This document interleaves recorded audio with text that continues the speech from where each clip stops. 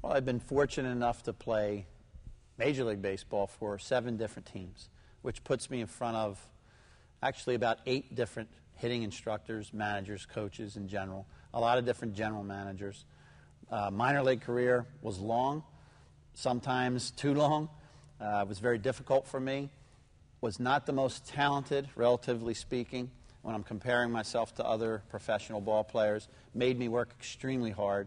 A lot of failure, a lot of success, but a lot of failure. And I think that in itself was maybe what gives me the highest qualifications in my own mind. While these things were happening, family traveling all over the country, it's not a good thing. It's not a positive thing. But when you look back and it's all done, I think I can pull from the failure forced me to think, forced me to fix things, examine things, which is what I have to do now a lot of times with my students in my classes.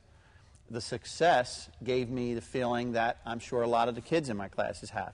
If a kid is leading hitter of a high school baseball team, I know what it is like to be successful. If he is a terrible player, if he's struggling, or if he's hitting a streak where he's slumping, I've been that player.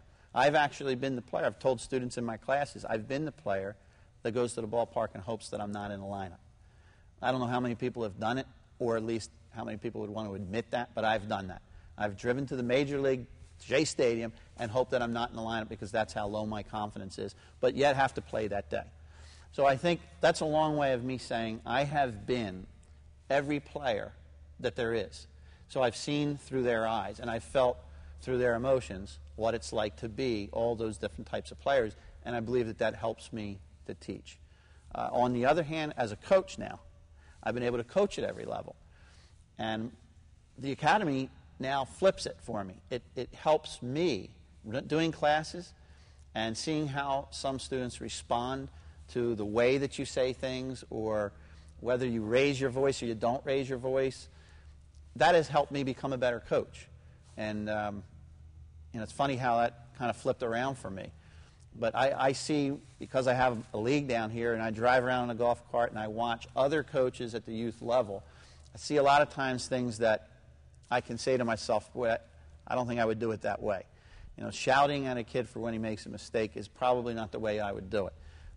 Maybe pulling him off to the side and explaining what went wrong, followed up by how to do it properly, is the way I would have responded better. So now that in itself teaches me how to better communicate with a student.